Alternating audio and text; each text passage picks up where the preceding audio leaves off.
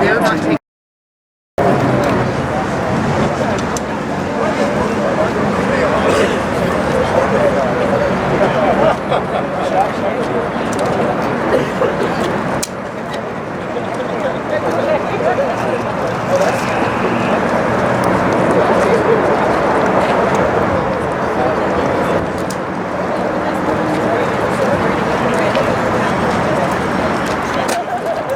Who's rolling here? You rolling here?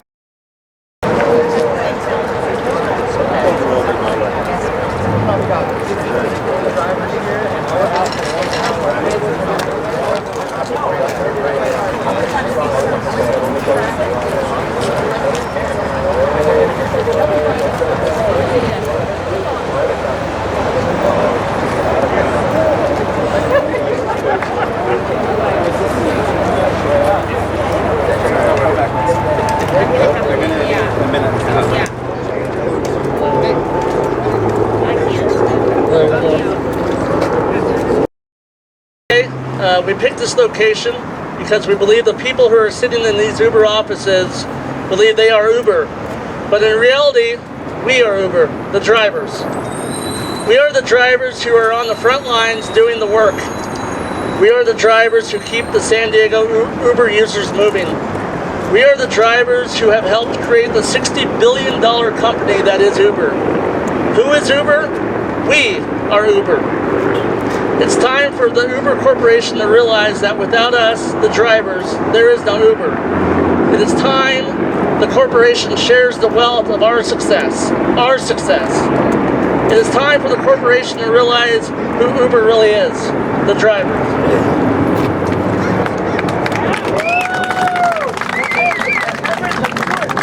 Why are we here today? Today we are here not as individual drivers. Today we are here united as one. The corporation doesn't want unity because with unity there is power. Today we will show the corporation that we are united and we are here to change the status quo. Uber has cut the rate over and over. Now we are working for pennies while the corporation rakes in billions of dollars.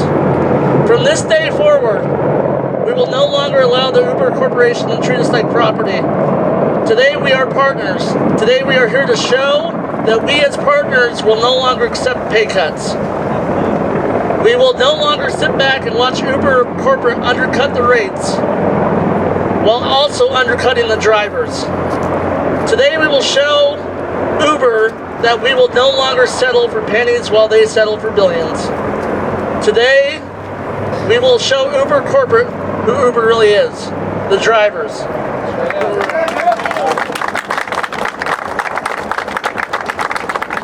We have Uber drivers here today that can't afford their car payments. They finance through Uber.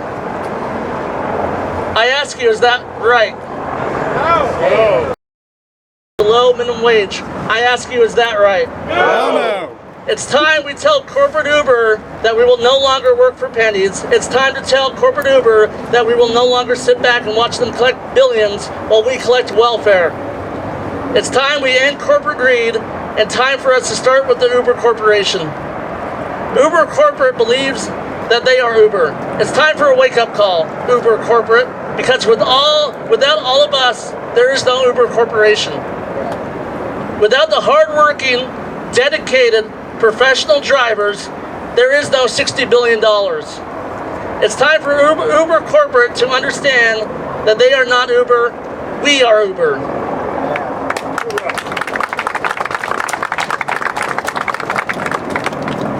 We are all in this together. We must support each other and keep the movement going. We must not back down from the Uber Corporation. We must stand up and show Uber Corporate that we are united and we are here to stay. Uber told the local newspaper, and I quote, "Our partner support center in San Diego is open 5 days a week for partners to speak." From that too. 20% for tips. They're taking that too. And the actual fare, 20% there. They're taking almost 55, 65% from us. We need to stand up as we Uber! As as we Uber. I thank you guys for coming out in the media. Hopefully the council. They're not taking care of us. It's plain and simple. This gentleman over said we save lives. Every night there's people that are out drinking, doing things that maybe they're not supposed to, but they rely on us to get them to where they need to be. People wake up in the morning maybe having a bad day. We change the lives of people going to work. We put a smile on their face. It's important to know that the people that they're pissing off are the ones that make their world go round. It's important to know that we're in a tough time in this economy. Could we agree that we're going through a tough time in this economy in the United States of America right now? I had a dream that I would not have to stay in that prison, cubicle. And so I started driving for Uber at the US Open in Tacoma, and I was so excited when I saw the money that I can make. So then I started driving in Seattle, and I realized, oh my gosh, I can get out of the cubicle. So then I go, oh my gosh, I dreamed bigger, and I went, oh, I can move to San Diego again. 26 years ago, I host on America's Shopping Channel out of El Cajon, California. I always wanted to move back here after QVC purchased our station. Uber and Lyft were my way back here, my dream. When the fares were just cut, I was like, oh my gosh, now what? Now what? Thank you very much. No, but the passengers are always satisfied. Totally. In fact, they think they're getting a deal. I mean, if the airline industry, all of a sudden, one airline cuts the rate, the others cut rates too, but they don't take it out on the employees. They get that money from other sources. They don't tell the flight attendants or the pilots, we're cutting your pay by 30%. Because they're unionized. Because they're unionized, exactly. And the city of San Diego should realize that there is a minimum wage in California, and that it should be honored even through Uber. They shouldn't be allowed to operate in cities if they're not going to at least let their employees make that amount of money on an hourly basis. Good job. Good job, buddy.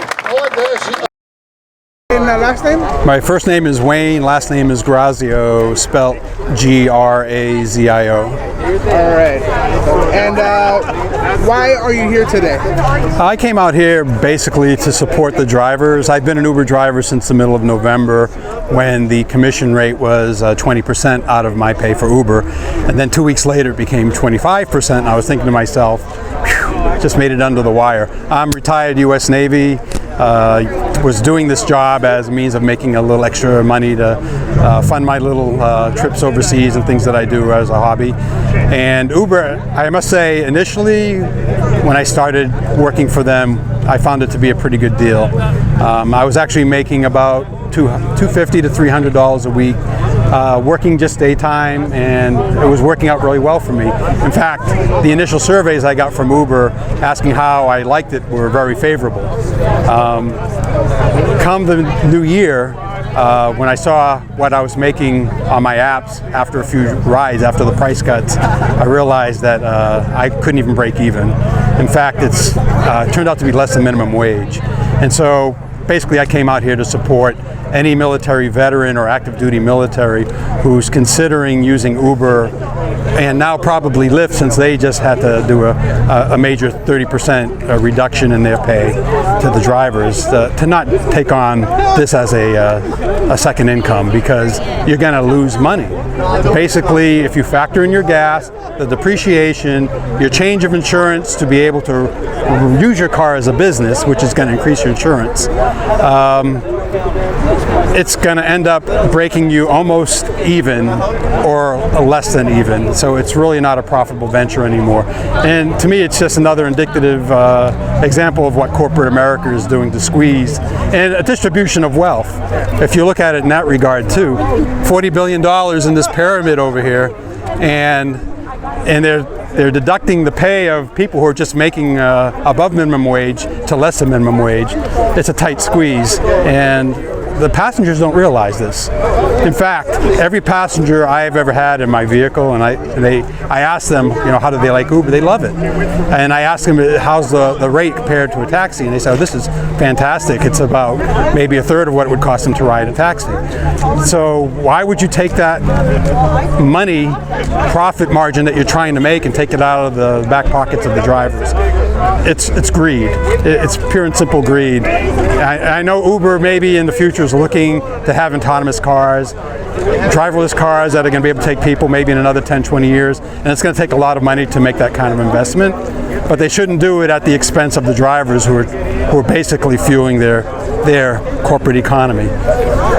Are you still going to be a driver after the? No, I'm not. As of this rally, I have officially stopped. I am planning not to drive until I see the rates go back up to where they were. Actually, they should have been a little higher than where they were, to be honest with you. San Diego's a really expensive city to live in. We're the most expensive city per capita to live in the United States. And for them to pick this city as one of the many that they took to a 30% cut on, it's ridiculous. It's ridiculous.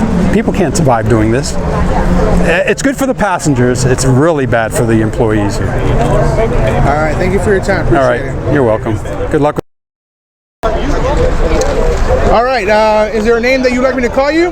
Guy is fine. All right, Guy. All right. So why are you here today? I wanted to come out here and I wanted to support my fellow drivers that are going to be out here.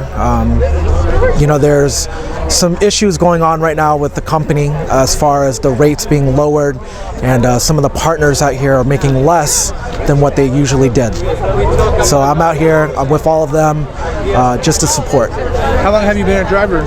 I've been a driver since last May, so May of 2015. Okay. Part-time, full-time? Part-time. I'm a full-time student and I do it in the evenings, and then I'm a full-time driver in between semesters. So what enticed you to start working for ride-sharing industry?